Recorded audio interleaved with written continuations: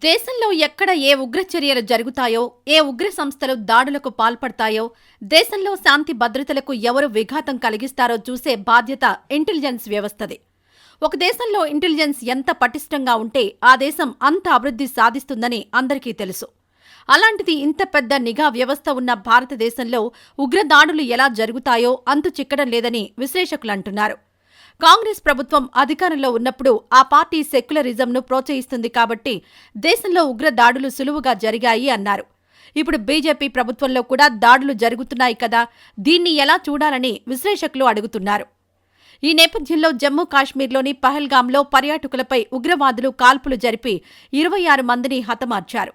మరో 20 మంది గాయపడ్డారు. దీనికి నైతిక బాధ్యత వహిస్తూ హోంమంత్రి అమిత్ షా రాజీనామా చేయాలని అంటున్నారు. ఇది భద్రతా వైఫల్యమే అని, నిఘా వర్గాలు ఏం చేస్తున్నాయని ప్రతిపక్షాలు సైతం ఈ ఘటనపై పలు అనుమానాలు వ్యక్తం చేస్తున్నాయి.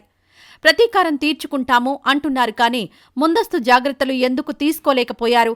ఇదే విషయాన్ని అఖిలపక్ష సమావేశంలోనూ విపక్ష ఎంపీలు అడిగారు. అయితే దాడి జరిగిన బైసరన్ లోయకు పర్యాటకులను అనుమతిస్తున్న విషయాన్ని స్థానికాధికారులు భద్రతా సిబ్బందికి చెప్పలేదని కేంద్ర మంత్రులు చెప్పారట. దీనిపై ప్రధాన ప్రతిపక్ష నేత రాహుల్ గాంధీ అసహనం వ్యక్తం చేశారట. పహల్గాంకు 5 కిలోమీటర్ల దూరంలో ఉండే ఈ బైసరన్ లోయను మినీ స్విట్జర్లాండ్గా పిలుస్తారు. వేసవిలో అధిక సంఖ్యలో పర్యాటకులు ఇక్కడికొస్తూ ఉంటారు.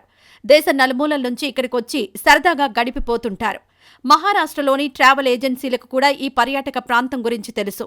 కానీ భద్రతా బలగాలకు తెలియదు అనడం ఏంటని విశ్లేషకులు భావిస్తున్నారు. కావాలనే అధికారులు ఈ లోయ విషయంలో నిర్లక్ష్యం వహించారా లేదా ఇలాంటి ఘటనను ఊహించలేదా అనే కోణంలో విశ్లేషకులు అనుమానిస్తున్నారు.